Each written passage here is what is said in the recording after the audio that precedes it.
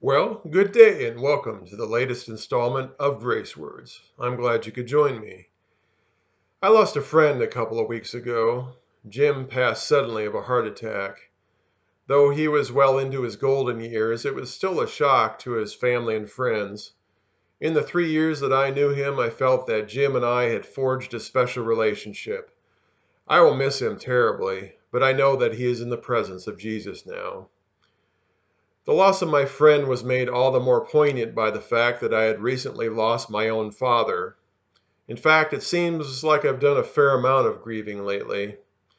It's a hard thing to deal with, but we all go through it at one time or another. I found that grieving is a very personal thing. Everyone navigates the grieving process in their own way and at their own pace.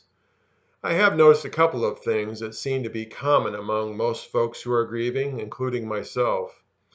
We've all heard about the stages of grief, but I find that these stages don't always take place sequentially. Some days I'm angry, some days I'm depressed, and some days I've accepted what has happened as God's will. Sometimes I feel like I've made peace with the loss of a loved one, but then a sound, a picture, a memory, or even a scent will start the whole process over again, like ripping the scab off a wound. Another thing I've noticed about grieving is that time really does heal.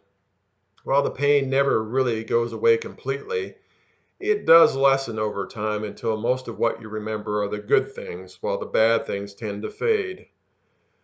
Whatever stage of grief I find myself in, it is comforting to me that Jesus experienced grief when he lived on this earth. In John 11, Jesus and his disciples learned that their dear friend Lazarus had died. When he saw Lazarus' family and friends mourning, verse 33 says, Jesus was deeply troubled. Having arrived at the tomb, verse 35 simply states, then Jesus wept. It fascinates me that Jesus grieved for his friend even though he knew he would raise Lazarus from the dead. Should that not assure us that it's appropriate to grieve for our redeemed friends and loved ones, even though we know we will see them again sometime soon? Jesus' own example shows us that the grieving process is a natural and healthy human response to loss. But even though as Christians we grieve not as those who have no hope, as it states in 1 Thessalonians 4:13. Through Jesus, we have the assurance of resurrection, of seeing our loved ones again. That gives me great comfort even when I'm grieving, and I hope it does for you too. Thanks for joining me today on Grace Words. I hope to see you again next week.